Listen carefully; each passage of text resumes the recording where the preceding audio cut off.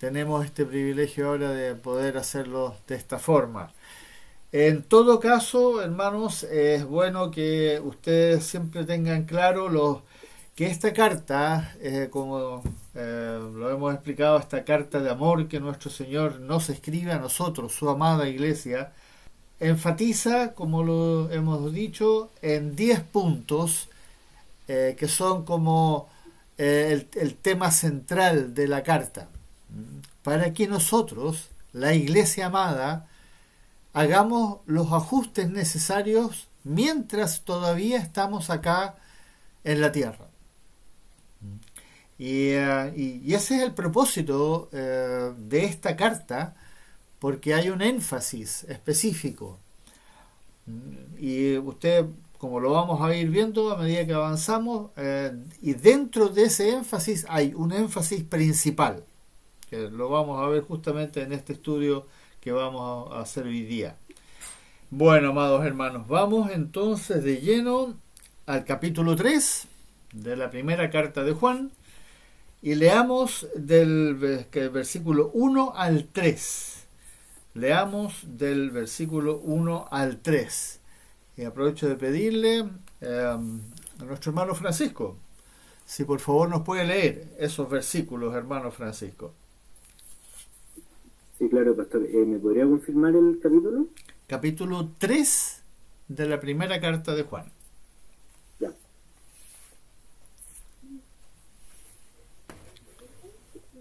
Capítulo 3, versículo 1 al 3. 1 al 3. Muy bien, yo tengo la versión de las Américas por si acaso. Perfecto. Amén.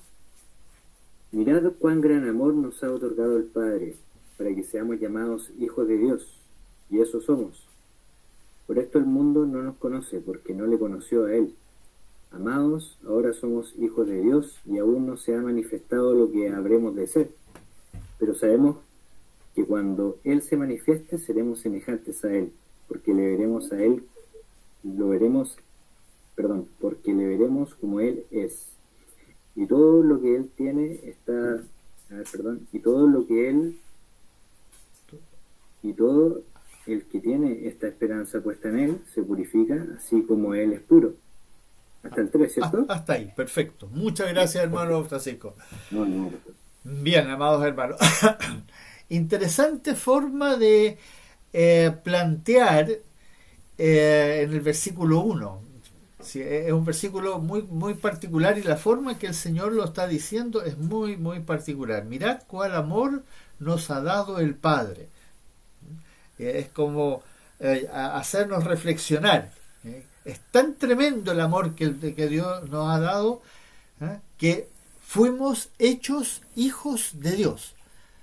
En el culto del domingo justamente estuvimos hablando de esto un poquitito, que es para nosotros es completamente imposible comprender que somos hijos de Dios. Sabemos que somos hijos de Dios porque la palabra lo dice explícitamente. El capítulo 1 del Evangelio de Juan lo dice ahí, que nuestro Padre que está en los cielos nos engendró y fuimos hechos hijos de Dios, no de carne ni de sangre, sino por el Espíritu, nos engendró. Y eso es una forma no metafórica de hablar de esto, sino que literalmente eso sucedió. Fuimos hechos hijos de Dios. Hoy día somos hijos de Dios, los que nacimos de nuevo, los que el Padre hizo nacer de nuevo.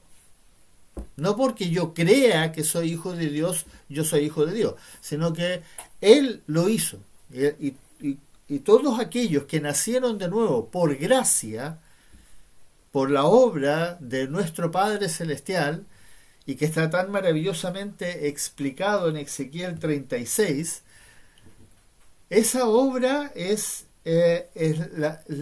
uno podría decir, es la máxima expresión de amor hacia nosotros, habernos hecho sus hijos. Y una vez que uno es hecho hijo de Dios, lo es para toda la eternidad. No hay forma de que eso se revierta o que se pierda la capacidad. No. es para siempre. Y por eso lo dice, por eso el Señor lo dice. Dense cuenta el amor de mi Padre. Es tan tremendo lo que les pasó a ustedes, ¿ya? Fueron hechos hijos de Dios. Y agrega ese paréntesis después del punto y coma, ahí al final del versículo 1, por esto el mundo no nos conoce, porque no le conoce a Él. Y ahí implícito en esa verdad hay algo bien interesante. El mundo no nos puede conocer a nosotros. Cuando nos ven a nosotros no ven hijos de Dios. Incluso nos creen locos por decir que somos hijos de Dios. Y hay otros, lamentablemente en el mundo cristiano, que se propagó especialmente a través de la Iglesia Católica, que dice que todos son hijos de Dios. Entonces, y que solamente hay algunos que van a tener que pasar por un purgatorio para ser purgados para entonces entrar, que todos somos santos en el fondo. Pero no es así. El mundo no nos conoce porque no le conoció a Él. Todo aquel que no conoce al Dios verdadero en la persona de Jesucristo, que no le conoce, no puede reconocer a un hijo de Dios. Y ahí está implícita esa verdad. Para que nosotros podamos reconocer a un hijo de Dios, no es porque yo lo juzgo, porque yo escucho lo que dice, porque yo lo veo como actúa, sino que para que yo pueda conocer a un hijo de Dios, yo tengo que conocer a Dios. Y a Dios en toda su manifestación. No solamente decir que yo conozco a Dios, porque yo soy hijo de Dios y voy a la iglesia, sino que literalmente porque yo tengo una relación con Jesucristo. Y recuerden que esta carta que el Señor nos escribe a través de su Espíritu y por la mano del apóstol Juan, busca enfatizar en esa relación.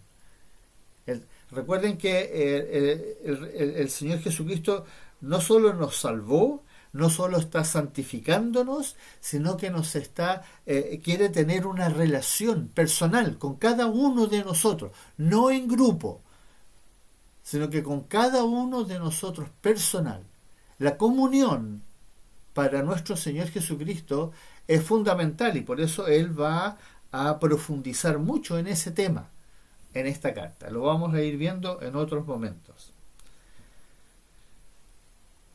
Y fíjense cómo el Señor continúa desarrollando esto de que somos hijos de Dios. ¿Ya? Que en el versículo 2 dice, ahora somos hijos de Dios, pero todavía no, por eso todavía nos cuesta tanto entender que lo somos, porque todavía nosotros no hemos sido transformados completamente. Estamos en el proceso de la transformación. Estamos en ese proceso de preparación para ese día, como dice ahí, cuando Él se manifieste. Y cuando Él se manifieste, entonces la iglesia amada va a ser llevada a la presencia del Señor. Ese día que está claramente descrito, especialmente en 1 de Tesalonicenses capítulo 4, el día del arrebatamiento, el día en que el Señor va a venir no físicamente, sino que espiritualmente, y va a sacar a la iglesia de la tierra. Ese día nosotros vamos a ser transformados en un abrir y cerrar de ojos, como lo dice tan claramente en 1 Corintios capítulo 15, y en ese momento nosotros vamos a ser transformados a nuestro cuerpo espiritual. Y ahí entonces, como dice aquí, como lo está manifestando claramente aquí el Señor, nosotros, porque vamos a ser semejantes a Él, no igual, obviamente. Nuestro Señor Jesucristo es Dios. Nosotros jamás vamos a llegar al estado divino, pero vamos a haber llegado al estado de la perfecta santificación y vamos a ser superior a los ángeles, como también lo describe la palabra, y entonces vamos a gozar de algo que no se puede describir, no, humanamente no se puede decir. Le vamos a ver y le vamos a ver tal como Él es. Eso es algo que, si bien en el libro de Apocalipsis al principio el apóstol Juan tiene esa experiencia donde él se encuentra con el Señor físicamente, digamos, personalmente, y lo ve a él en el estado glorificado, y hay una descripción ahí en el capítulo 1, igual nos deja solo con una visión, como que uno está explicando, yo vi un atardecer maravilloso, y uno explica los colores, y uno entiende los colores, entiende todo lo que está explicando, pero es otra cosa cuando uno lo ve. Y nosotros, claro, como vamos a haber sido transformados de lo material, de lo carnal, de lo físico, como lo explica tan maravillosamente en el capítulo 15 de Primera de Corintios, al estado espiritual, nosotros ahora vamos a tener otra capacidad de ver y vamos a experimentar algo que, bueno, va a ser demasiado sublime. Pero aquí el Señor nuevamente nos adelanta ese momento glorioso que vamos a experimentar y nos debe animar a seguir adelante, a pesar de que hay momentos que son absolutamente trágicos en nuestra vida, difíciles de sobrellevar, e incluso en algunos momentos de que uno se siente que se acabó todo, ya no hay casi pierde la esperanza de seguir adelante. Y por eso, con esta maravillosa noticia, el Señor termina eso con el versículo 3, y todo aquel que tiene esta esperanza en Él, y aquí viene la parte importante que nosotros hemos hablado con respecto a la santificación, se purifica a sí mismo, ¿no?, como Él es puro. Para eso es lo que el Señor nos quiere animar que nosotros hagamos, porque Él sabe lo que Él está haciendo con cada uno de nosotros. Capítulo 5 de Efesios nos explica justamente que Él nos está purificando, porque la iglesia amada que se va en el rapto, en el arrebatamiento, es la novia. Es la novia. Y la novia tiene que ser absolutamente inmaculada, perfecta, santa, pura, sin mancha, sin arruga.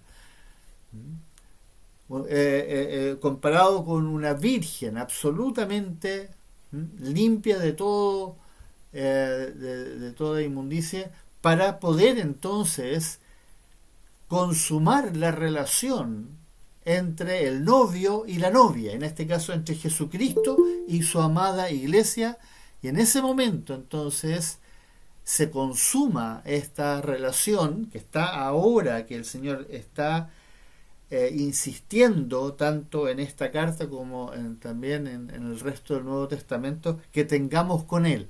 Pero ahora todavía nosotros estamos separados.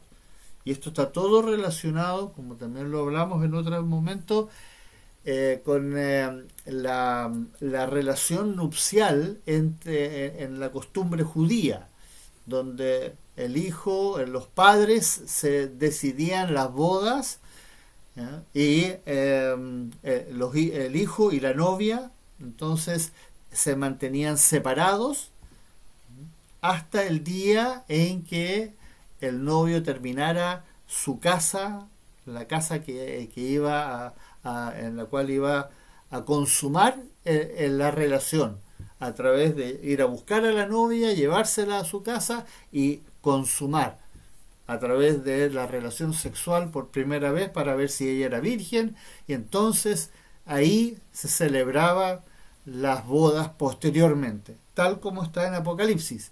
Habla de que en el capítulo 19 recién son las bodas. En el capítulo 4 la iglesia es llevada a la presencia del Señor, y en el capítulo 19 habla de las bodas, después de que ya todo está preparado. Entonces, vemos como el Señor aquí todavía no nos da una explicación clara, pero sí manifiesta el sexto punto. El sexto punto, esto de que nosotros ahora que somos hijos de Dios, nos tenemos que purificar a nosotros mismos. Tenemos que, este va a ser el que está muy relacionado con lo que vimos en el capítulo 2, versículo 15 en adelante. Aquí el Señor nuevamente nos llama a eso de purificarnos, de verdaderamente mantener de limpiarnos de todo lo que impide o entorpece la relación con Él. Recuerden que nuestro Señor jamás se va a alejar de nosotros, jamás nos va a abandonar. Dios nunca nos abandona. Somos en realidad nosotros los que por nuestra falta de dedicación, realmente de esfuerzo, nos alejamos e interrumpimos e impedimos la relación que el Señor quiere tener con nosotros. Y por eso el Señor va a insistir en que confesemos nuestros pecados, que volvamos a Él, que nos purifiquemos, que hagamos todo lo posible para que la obra que Él está llevando a cabo sea más efectiva, porque Él no va a ir en contra de nuestra voluntad. Él va a obrar en nosotros en la medida en que nosotros nos vayamos rindiendo a Él. Y ese es un llamado que está a través de todo el Nuevo Testamento, especialmente en las cartas de Pablo a las 7 iglesias que él escribe, entre Juan, Pedro y Santiago se completa este llamado a rendirnos a los pies, a entregarnos, que es justamente la tarea más difícil que tenemos ahora que somos hijos de Dios. Es buscarle, es literalmente desear conocerle en toda su magnitud, toda su magnificencia, en toda su gloria. Y es posible, Él lo quiere hacer, pero va a depender de nuestro esfuerzo. Continuemos en el capítulo 3, ahora del versículo 4 al 9. Del 4 al 9. Aquí vamos a ver el séptimo punto. Leamos entonces del 4 al 9. Y le quiero pedir a nuestro hermano Saúl si nos puede leer del 4 al 9, por favor, hermano.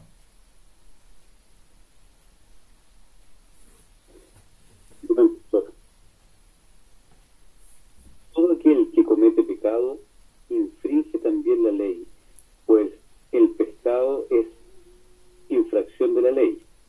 Y sabéis que Él apareció para quitar nuestros pecados, y no hay pecado en Él. Todo aquel que permanece en Él no peca. Todo aquel que peca no le ha visto ni le ha conocido. Hijitos, nadie os engañe. El que hace justicia es justo, como Él es justo. El que practica el pecado es del diablo, porque el diablo peca desde el principio. Para esto apareció el Hijo de Dios, para deshacer las obras del diablo. Todo aquel que es nacido de Dios no practica el pecado, porque la simiente de Dios permanece en él, y no puede pecar, porque es nacido de Dios. Gracias, hermano, muchas gracias. Una explicación maravillosa y muy completa sobre este problema de entender nuestra relación con el pecado. Porque todos nosotros pecamos. Y ahí muchas veces se produce esta sensación extraña o estas dudas que nacen cuando uno peca, y a veces puede ser que incluso que pequemos seriamente. Hay hermanos, hay pastores, hay todo tipo de cristianos que han caído en pecados muy serios. Pero lo importante que debemos entender de este séptimo punto es la diferencia entre practicar el pecado y caer en pecado. Y ahí por eso va a insistir el Señor en esto que dice el versículo 8. Ahí está la diferencia. El que practica el pecado es del diablo. Y practicar significa, como ustedes bien saben, es algo que uno hace constantemente y se dedica. Si yo practico un deporte, si yo practico algún para andar en bicicleta, lo que sea, cualquier cosa, yo necesito dedicarme y me voy a dedicar con un esfuerzo, con intención y todo eso. Y eso es lo que hacíamos todos nosotros. Nosotros practicábamos el pecado antes. Y por eso, como dice en Efesios capítulo 2, nosotros éramos hijos del diablo. Literalmente, del príncipe de la potestad del aire. Hacíamos la voluntad del príncipe de la potestad del aire. Porque éramos hijos del diablo. Todos nacimos en esa misma condición. No hay nadie que nació como hijo de Dios. Todos nacimos bajo el poder del Dios de este siglo. Es el diablo, Satanás. Pero cuando nacimos de nuevo, por gracia, no por mérito, por gracia. Muy importante recalcar eso una y otra vez. Ni uno de nosotros se lo merecía. Fue una decisión unilateral y antes del tiempo. Como dice en Efesios capítulo 1, lo dice por el puro beneplácito de nuestro Padre que está en los cielos. Por el puro afecto de su voluntad. Fue algo que Él decidió antes del tiempo. Nacimos de nuevo. Y en ese momento, como Él nos cambió nuestro corazón, cambió nuestro espíritu, no el Espíritu Santo, sino que nuestro espíritu literalmente lo cambió, nosotros entonces ahora se produjo un rechazo dentro de nosotros, pero no completo, no que porque la naturaleza humana no fue sacada. Entonces, como quedó la naturaleza, quedó la raíz del pecado dentro de nosotros. Pero ya ahora se produjo un rechazo al pecado. Y hay algo dentro de nosotros que hoy día como que no queremos pecar. Porque entendemos claramente, como dice justamente al comienzo, ¿ya?, que todo aquel que comete pecado infringe la ley. La ley es todo lo que Dios estableció espiritualmente hablando.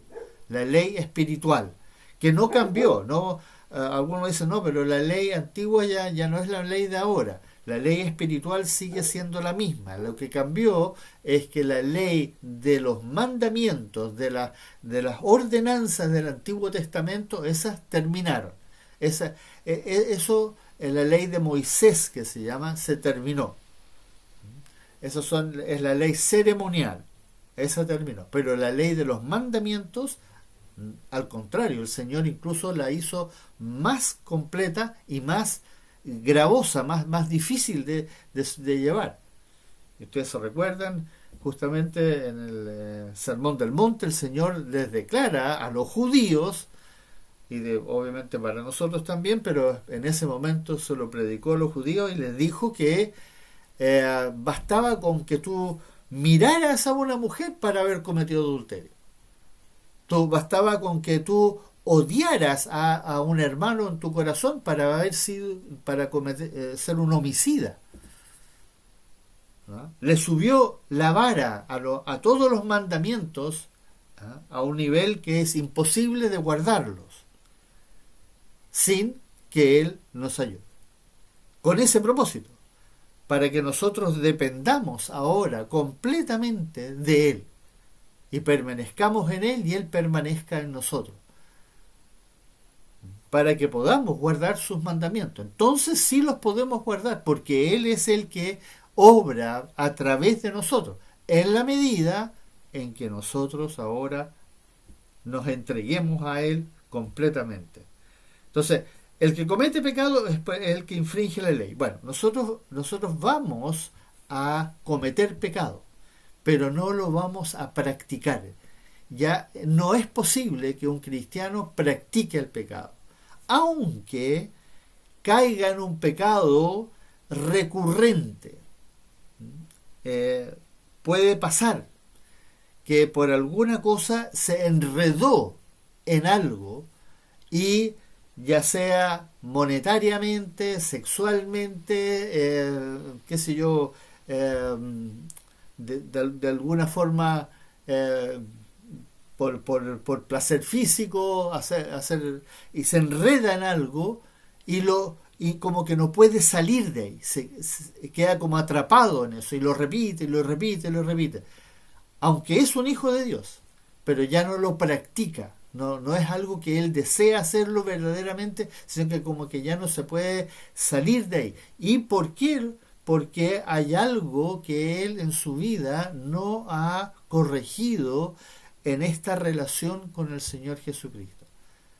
Si tú tienes una relación con el Señor Jesucristo, entonces estrecha y constante y permanente, y no significa tener conocimiento bíblico, sino que es una relación personal, es una relación en la cual yo lo busco, debato con él, hablo con él, le pregunto, busco en su palabra, es una cosa completa.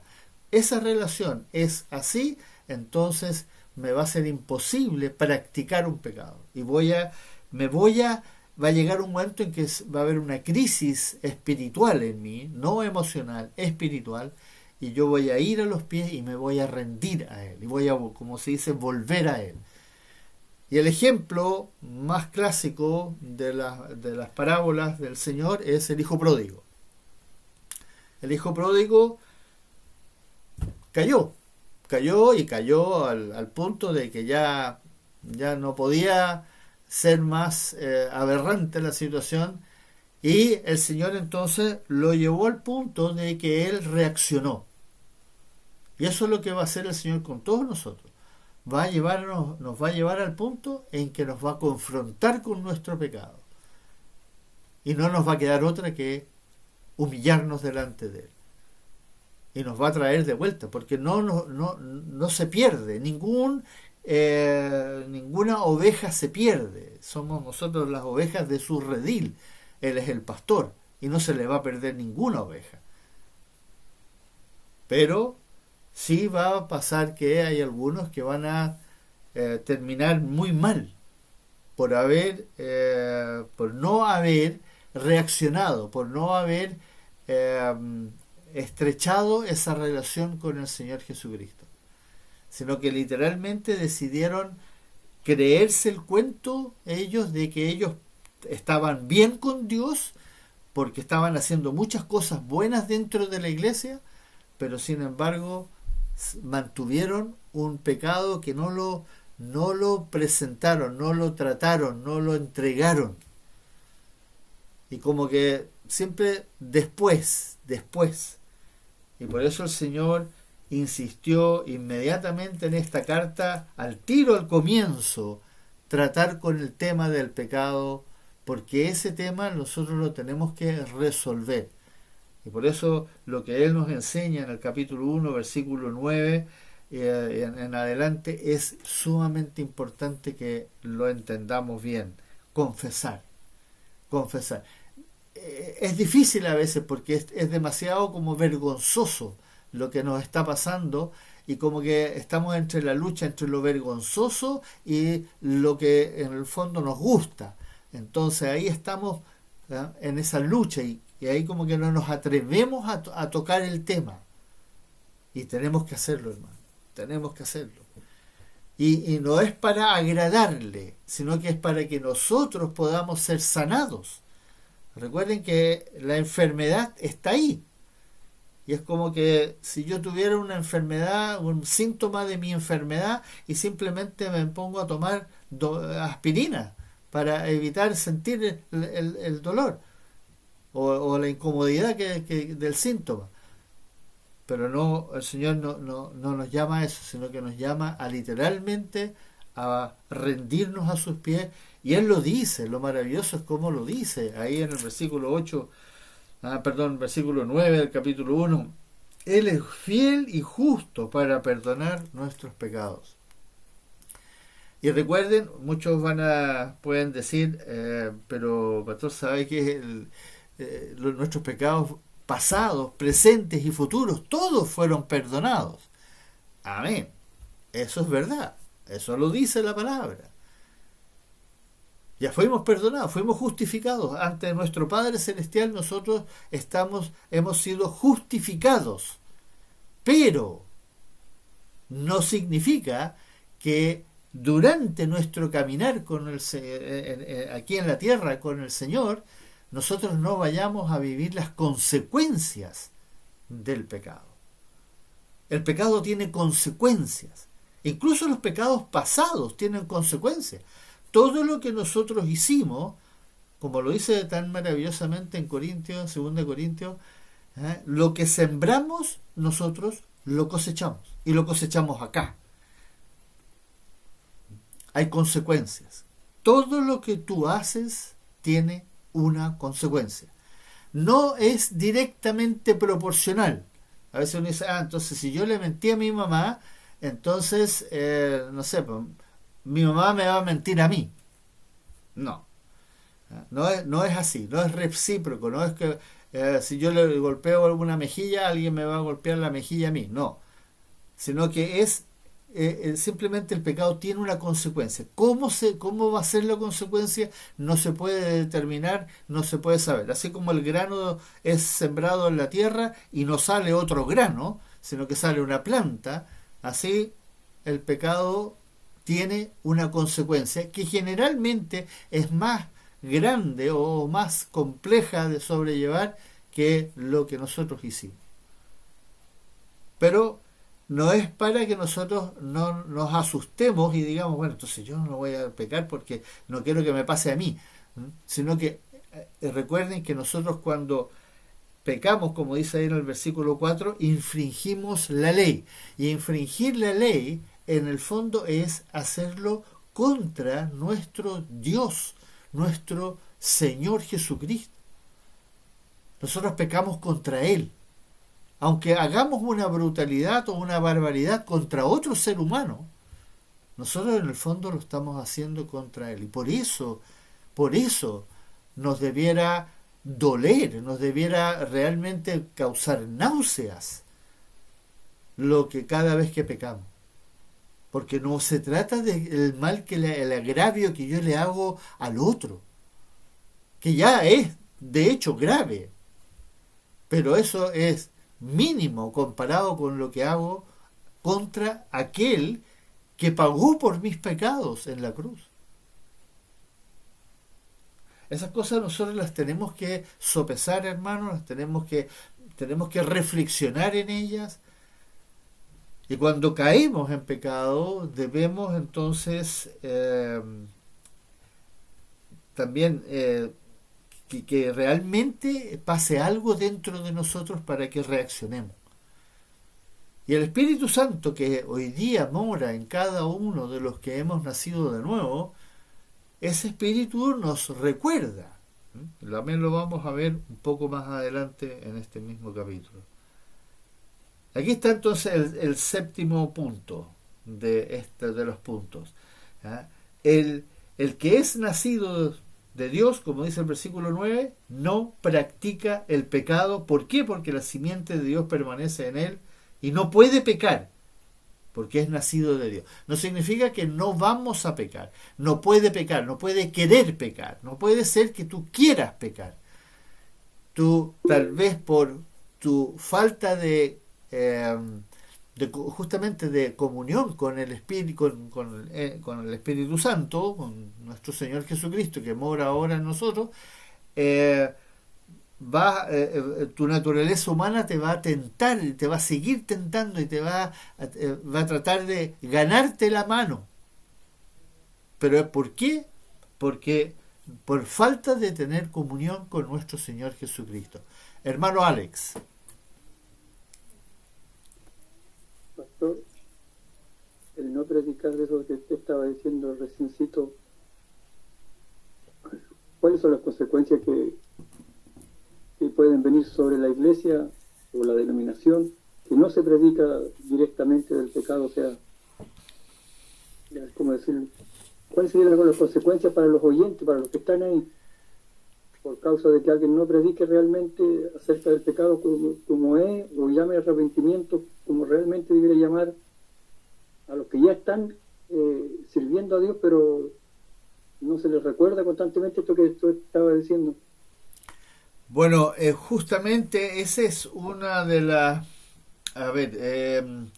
de los riesgos que tienen los que son llamados por el Señor a pastorear, a apacentar sus ovejas. Pastores que hoy día no profundizan en estas cosas, no enseñan estas cosas como están escritas, por supuesto, no como ellos opinan, sino que como están escritas acá. Justamente se exponen a que cuando sean juzgados por el Señor ante su tribunal, van a tener que rendir cuenta y no les va a ir muy bien. Es un tema que ahora, una cosa es lo que los pastores o los predicadores no hagan, que es grave, y otra cosa es que nosotros, como ovejas de nuestro buen pastor, no mantengamos vuelvo al tema, no mantengamos una relación con él. Y recuerden que una relación con nuestro Señor Jesucristo es en la palabra, es en la lectura de la palabra, en el literalmente ir leyendo y pensando lo que estoy leyendo. Aunque no voy a ser capaz de entenderlo todo a la primera lectura, el Espíritu me va a ir ayudando, porque como lo aprendimos justamente en el capítulo 2, que la unción es la que nos enseña todas las cosas, el Espíritu Santo es el que nos enseña todas las cosas, pero nos va enseñando en la medida en que vamos progresando. Igual que en el colegio, un profesor, una profesora va a ir enseñándole a los niños en la medida en que van progresando. No puede empezar a sumar y restar a la semana siguiente multiplicar y dividir, a la semana siguiente trigonometría y después álgebra. No, tiene que ir enseñando en la medida en que van progresando, y el Espíritu Santo hace lo mismo con cada uno de nosotros, pero en la medida en que yo continúe leyendo. Y aunque uno va leyendo libros, va continuando de un libro al otro y se va encontrando con cosas nuevas, hay cosas que como que se relacionan entre una epístola y la otra, y ahí uno va descubriendo, eso ya lo leí en Efesios, eso ya lo leí en Santiago, eso ya lo leí. Y ahí uno va entendiendo y va progresando en esto, pero tiene que ser constante. Y por eso el Señor insistió tanto, ahí en el capítulo 15 de Juan, eso de permanecer en Él y que Él permanezca en nosotros. Parece repetitivo todo esto, pero hermano, no tenemos otra opción. Nosotros no tenemos una capacidad de retener toda la información y clasificarla. Por eso hablamos de los 70 mandamientos. Y créanme que yo todavía estoy trabajando en los 70 mandamientos, porque no es posible retenerlos todos. Pero hay que irlos marcando, hay que ir apuntando, hay que ir subrayando, hay que ir relacionando un versículo con el otro, y antes que te des cuenta, es como que se me prendió la ampolleta, o se fue eso, ese vidrio empañado, ahora veo nítidamente. ¿Por qué? Porque el Espíritu Santo me fue ayudando, pero en la medida en que yo procuré buscar primeramente, como dice el Señor, su reino y su justicia. Ese es el trabajo que nos tenemos que dar ahora, en medio de todo lo otro que tenemos que hacer, porque estoy absolutamente claro de que nosotros tenemos que, como se dice, juntar leña para el invierno. Tenemos que trabajar, tenemos que hacer las cosas que tenemos que hacer porque tenemos que subsistir. Pero eso no quita de que yo me dedique un tiempo. Y ese tiempo, aunque sea breve, diariamente, a leer, a conversar, a orar. Y no estamos hablando de que uno tiene que estar, no sé, 1 hora al día. Pero por lo menos hacerlo, y hacerlo con dedicación y realmente queriendo aprender. A veces muy poquitito es suficiente para ir progresando de a poco. Y por supuesto, si uno tiene la posibilidad de participar de un estudio, es valiosísimo. Para mí siempre ha sido maravilloso cuando encuentro a algún pastor que desarrolla un tema.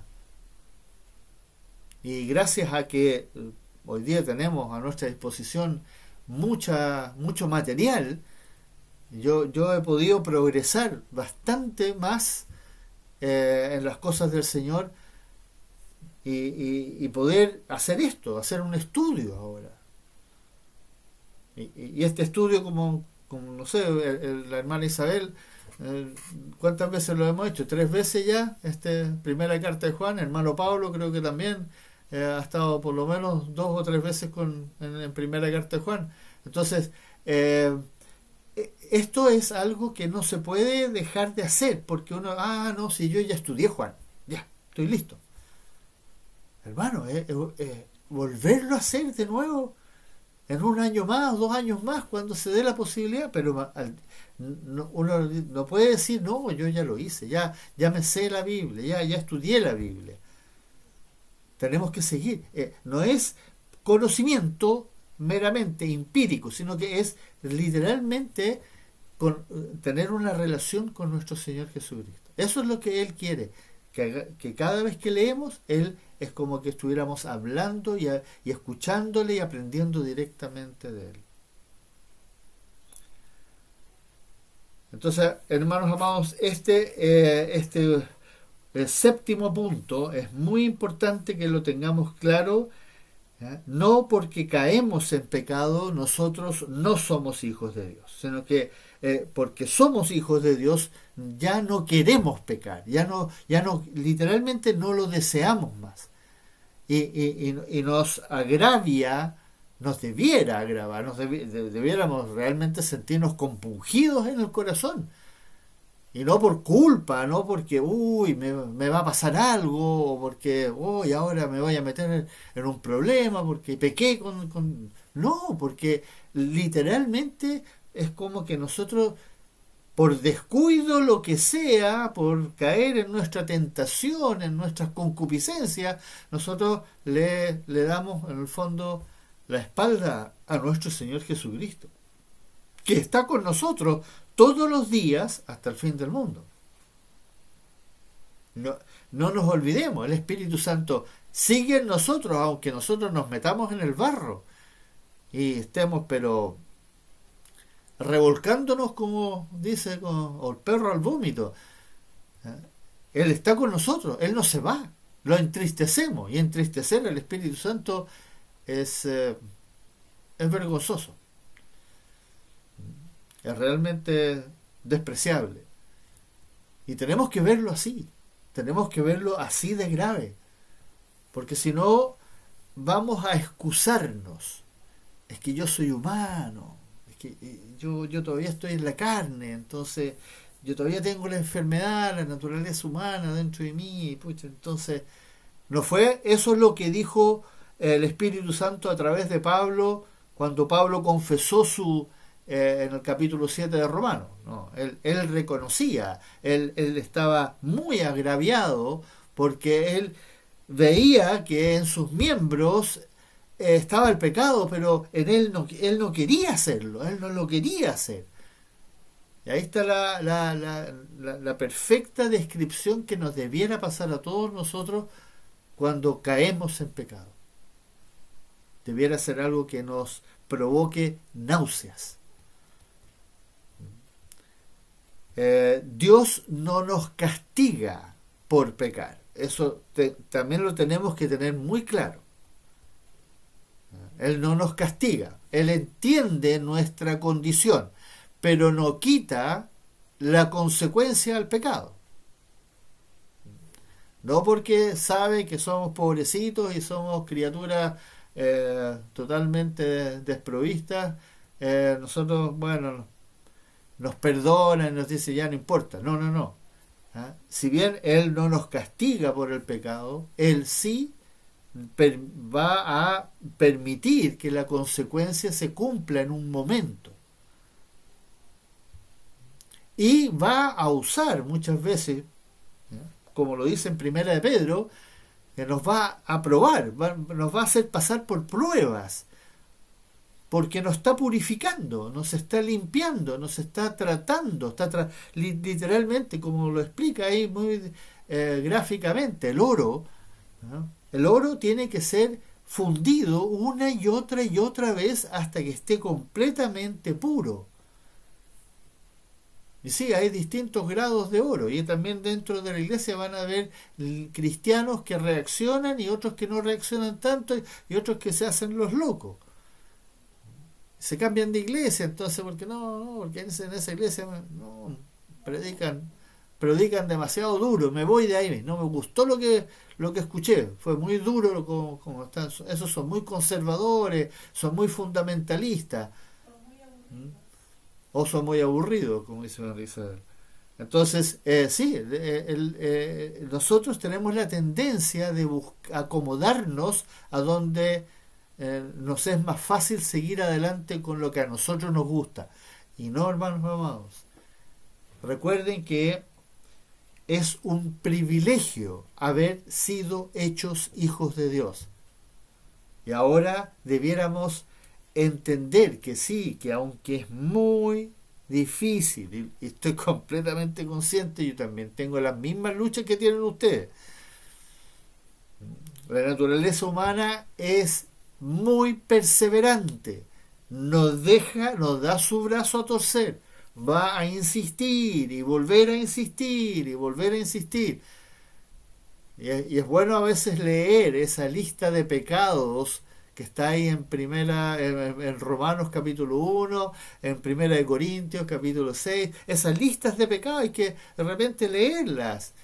¿Ah? En Tito hay una lista de pecados también, porque esos brotan, están ahí, están listos para saltar al menor estímulo, ¡pum!, saltan.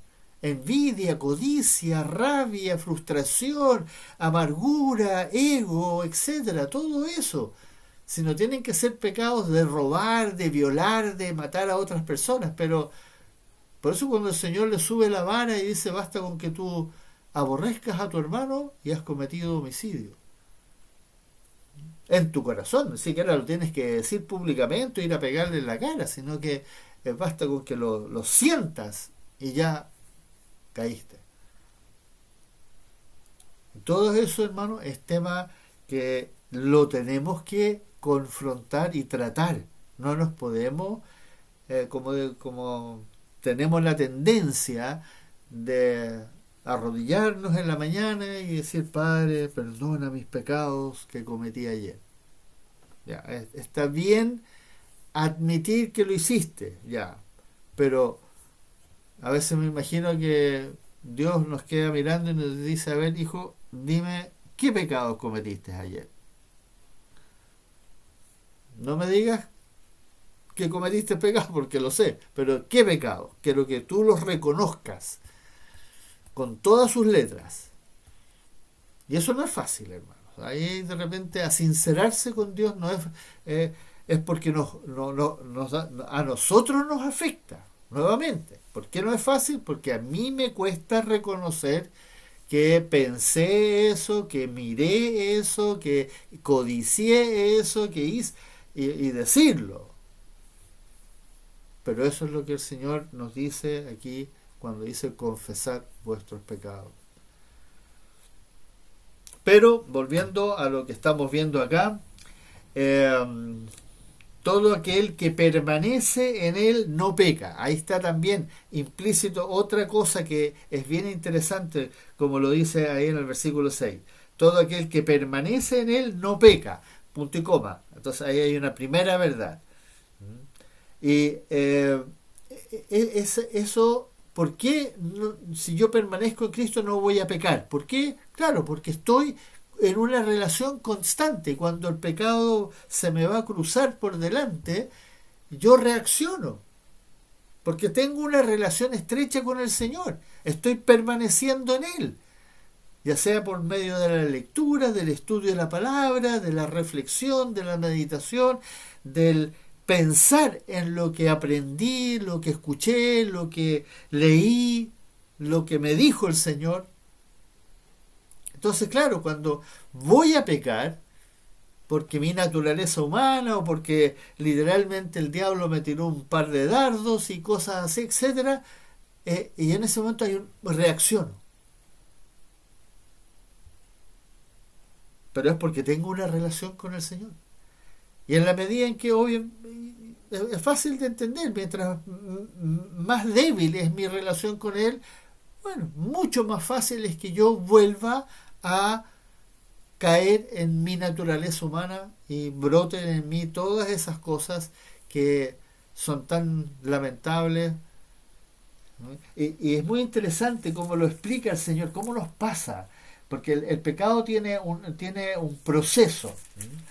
Y si ustedes van a Santiago, miren lo que dice para que lo veamos ahí literalmente escrito. Miren cómo el pecado no es que nosotros pecamos, como a veces decimos, sin querer, ¿no? Pero vayan al capítulo 1 de Santiago y que alguien lea el versículo 13 y 14 y 15. 13, 14 y 15 del capítulo 1 de Santiago. Yo lo tengo, pastor. Por favor, hermana Nayar, se lo lee despacito. Bueno, cuando alguno es tentado, no diga que es tentado de parte de Dios, porque Dios no puede ser tentado por el mal, ni Él tienta a nadie, sino que cada uno es tentado cuando de su propia concupiscencia es atraído y seducido. Entonces, la concupiscencia, después que ha concebido, da a luz el pecado, y el pecado, siendo consumado, da a luz la muerte. Ajá. Qué interesante cómo el Señor nos explica el proceso. Ese es literalmente el proceso. Primero somos seducidos por nuestras concupiscencias. Recuerden que las concupiscencias son, en el fondo, nuestra enfermedad que está dentro, que puede tener muchos síntomas distintos, pero es una sola enfermedad, que es la naturaleza humana.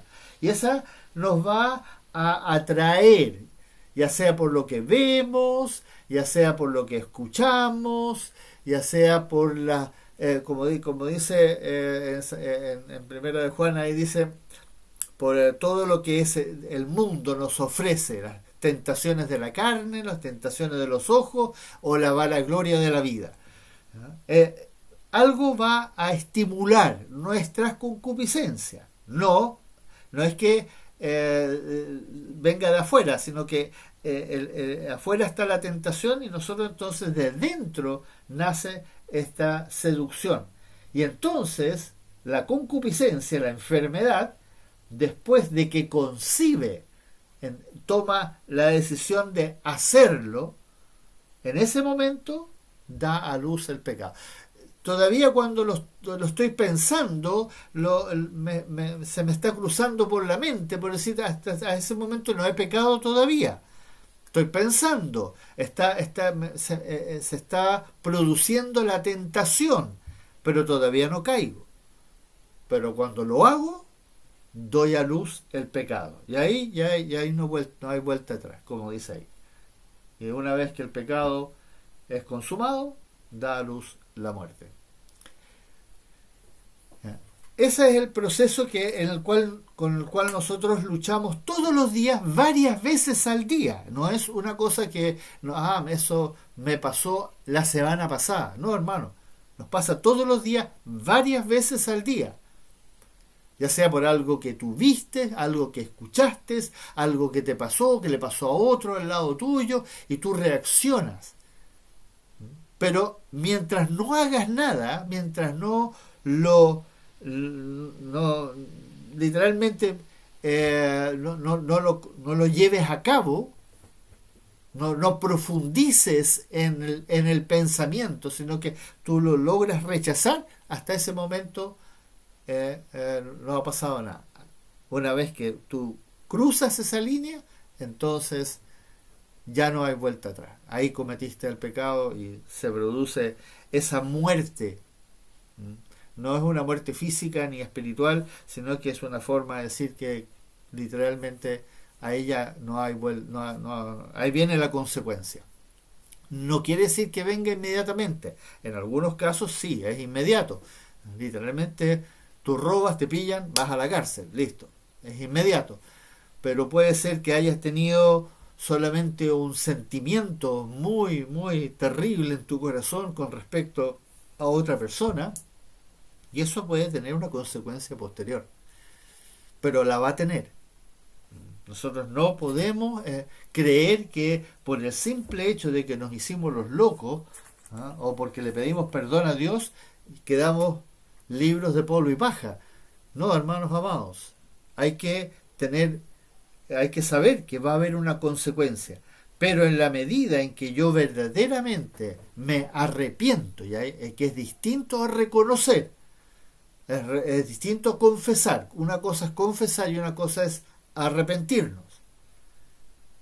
Y si yo verdaderamente me arrepiento, entonces y arrepentirse significa literalmente hacer un giro en 180 grados, dejar de hacerlo, parar de hacerlo, no volverlo a hacer, aunque vuelva a caer en otro momento, pero estoy hablando en ese momento, dejar de hacerlo. Y eso es muy importante. Hermana Nayar. Pastor, hipotéticamente hablando, una situación así como negra, muy pesada, una situación, bueno, pongámosle nombre, un violador, alguien que abusó de una criatura. A esa persona la conozco. Y ya está en la cárcel, pero yo lo quise matar en algún momento.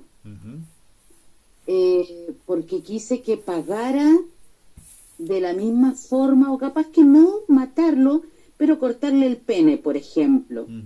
Todo esto es hipotético, pastor, por favor, que se entienda. Pero le quise poner nombre para que... Sí, entiendo. Porque es pesado lo que voy a decir. ¿Qué pasa con mi mente, que lo quise matar, y todavía cuando pienso en eso, lo quiero matar? Y sí, le pedí perdón a Dios porque en realidad me sentí mal por el pensamiento que tuve, pero nunca lo llevé a cabo, ni lo voy a hacer tampoco. En el caso mío, por ejemplo, no voy a matar a nadie, pero sí lo quise hacer. Entonces pedí perdón a Dios por el sentimiento de culpa de haber querido matar a una persona, no importa que, esa persona se lo merecía. ¿Qué pasa con mi mente?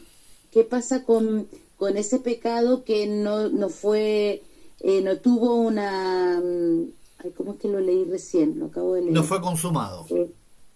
Claro, no fue consumado porque nunca lo maté a esa persona, pero sí estuvo en mi corazón y yo de tanto en tanto cuando pienso en alguna situación así, quiero matar a ese ser humano. ¿Qué pasa con mi corazón? Se va entenebreciendo, se va... Quiero que me ayude con esa duda, por favor, pastor. Es toda una hipótesis, Sí. una hipótesis, pero que va llevando a otros... Quiero saber qué va pasando con esa mente que siempre está yendo a ese punto de pecado malo, porque no puedo querer matar a un ser humano, por ejemplo. Bueno, eso es justamente lo que, si uno analiza lo que acabamos de leer en Santiago, viene el pensamiento. Ahora, recordemos que todos nosotros arrastramos, más bien dicho, muchos recuerdos. Los recuerdos no se van. Y hay muchos recuerdos que son, que causaron heridas profundas en nuestra alma. Y por eso el Señor quiere ayudarnos a sanar. Vino, como Él mismo lo dijo, capítulo 4 de Lucas, el Señor cuando lee ese pasaje de Isaías, en la propia sinagoga de su pueblo, en Nazaret, Él dice que Él fue enviado, el Mesías fue enviado a sanar a los corazones, a sanar los corazones y detalla por cómo nosotros fuimos quebrantados, cómo corazones quebrantados, cómo nosotros fuimos puestos en una prisión, literalmente, fuimos puestos cautivos por las cosas que nos fueron sucediendo y nos siguen sucediendo. Si todavía nos vamos a enfrentar probablemente a cosas que son terriblemente injustas y que nos provocan a ira. Todo eso es absolutamente normal, que nosotros reaccionemos ante esas cosas. Cosas que a veces son muy egoístas de parte de nosotros y otras cosas que son literalmente injustas ante todo lo que el Señor ha planteado en su palabra. Pero una cosa es que nosotros literalmente nos produzca una reacción violenta dentro de nosotros o un recuerdo que persevera, que no se puede borrar. Pero que todas esas cosas nosotros las tenemos que ir entregando al Señor. Y repetidas veces, no una sola vez, sino cada vez que venga, volverla a entregar y volverle, ayúdame Señor con este pensamiento, ayúdame con este sentimiento, ayúdame con esto que escuché, esa noticia que escuché, que lo único que quiero es hacerle daño a esas personas. Porque es terrible lo que le ha pasado a nuestra familia, a nuestros parientes o qué sé yo, a nuestra sociedad, a nuestro Chile o etcétera. Nosotros reaccionamos ante las cosas injustas y es normal que eso pase. Pero, como dice la palabra, que el odio, que la ira no se ponga, no pase la puesta del sol. Y con eso el Señor nos está diciendo que cada día nosotros tenemos que entregar esas cosas a Él, una y otra vez, y tenemos que pedirle ayuda. Porque como lo leímos en Santiago, una cosa es que yo sea atraído y seducido por un pensamiento, un sentimiento, una emoción, etcétera. Y otra cosa es que yo actúe sobre esa atracción, esa seducción. Si viene a mi mente, yo todavía tengo tiempo de entregárselo al Señor y pedirle ayúdame por favor con esto, que esto No puede seguir, no puedo seguir pensando así. Y en la medida en que nosotros aprendamos a literalmente practicar eso, de estar en una relación constante con el Señor en todas esas situaciones, uno va adquiriendo, como uno dice, experiencia y va siendo cada vez más fácil superar esa... viene el pensamiento y inmediatamente, Señor, ya, chao, y se va al tiro. Por eso el Señor, nuevamente, volvemos al famoso tema que, como digo, es transversal y es constante. Por eso el Señor quiere mantener una relación constante con nosotros. En el diario caminar, no tenemos que estar leyendo la Biblia todo el día o escuchando un sermón cada 2 horas porque se me va a olvidar. No, no tenemos que estudiar todos los días, participar en un estudio todos los días, pero sí tengo que mantenerme en esta relación consciente con mi Señor, poniendo atención a lo que me está pasando, a lo que estoy sintiendo, a lo que se me ocurrió. Y por supuesto, si yo tengo una relación con Él en su palabra, el Espíritu Santo inmediatamente ¡pum!, me va a traer un recuerdo de algo que leí, una enseñanza, un mandamiento, y yo reacciono y actúo de acuerdo a lo que Él dice en su palabra. Hermana Alejandra. Pastor, buenas noches. Buenas noches. Me traía a la memoria un texto que leí, que no me acuerdo dónde está, pero que habla del pecado que nos asedia. Sí. Eso, ¿cómo se puede definir eso? Que pecado que un día uno piensa que lo tiene ya como, ¿cómo se dice? ¿Superado? Claro, y de repente llega de nuevo y cae en eso, como que siempre está ahí asediando. Justamente, como lo decíamos, nosotros a nosotros nos pasaron cosas antes de llegar a los caminos del Señor, o incluso nos pasan cosas cuando ya somos hijos de Dios.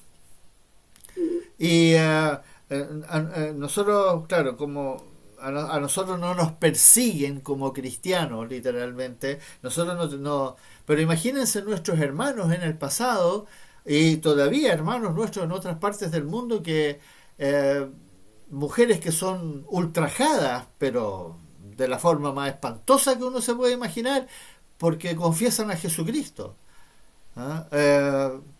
Hombres que son maltratados de formas inexplicables, ver que le hacen cosas a sus hijos porque confiesan a Jesucristo. ¿Cómo sobreviven ellos a esa ira, a esa rabia que hay dentro de ellos, esa angustia, esa desesperación, esa completa frustración? Uno dice, pero ¿cómo es posible? Bueno, eso sabemos por lo que dice el Señor en su palabra y explica a través de los ejemplos sobre todo del apóstol Pablo, que vivió las cosas más perversas que uno se pueda imaginar, y cómo las sobrellevó, porque como él lo dice, ya no vivo yo, mas vive Cristo en mí. Y eso, hermano, es lo que el Señor nos trata de decir. No es porque nosotros lo superemos, no. Hay cosas que vamos a arrastrar hasta el día en que seamos llevados a la presencia. Y los mártires, como el Señor se lo dice a la iglesia, justamente aquí en Apocalipsis, en el capítulo 2, a la iglesia de Esmirna. Imagínense que el Señor te escriba una carta a ti y te diga estas palabras. Por favor, capítulo 2, alguien que lo quiera leer. Capítulo 2, versículo 10. Apocalipsis, capítulo 2, versículo 10. Que alguien lo lea. Imagínense que el Señor les diga esto a ustedes.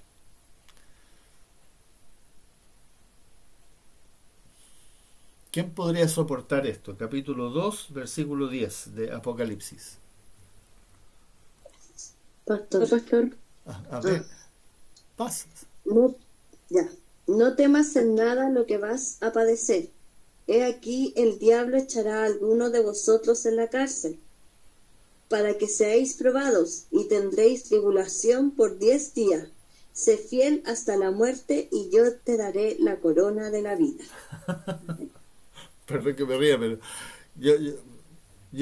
cada vez que recuerdo, y esto es la iglesia de los mártires, que fue el peor periodo, los 300 años desde después de que Juan ascienda a los cielos,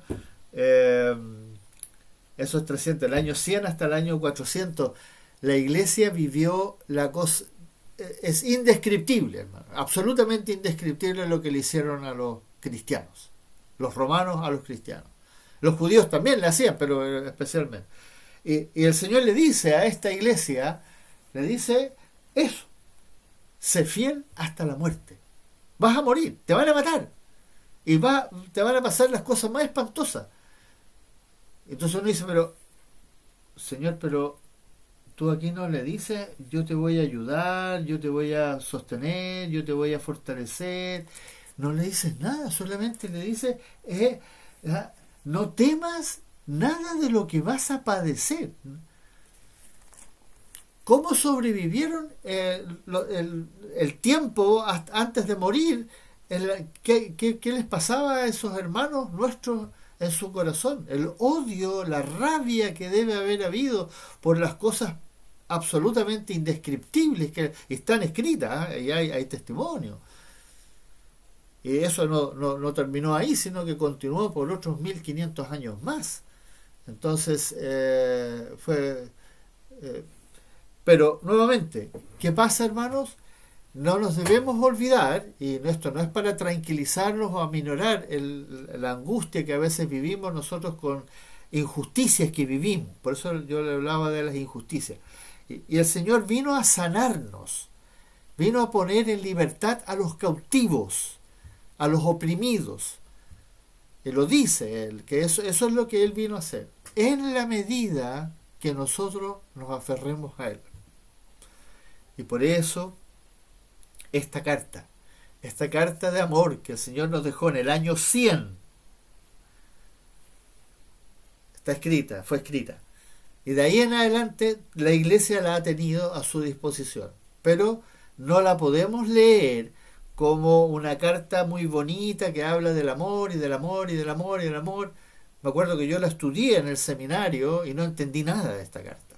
Tengo que ser bien honesto. Entendí una cosa muy superficial.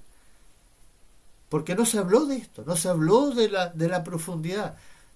Ya, tuve que estudiarla con un pastor, Paul Washer, que me enseñó esta carta, literalmente. Y ahí me di cuenta del tesoro que teníamos. Y por eso, hermano amado, nosotros estamos haciendo un estudio que no dimensionamos a la primera.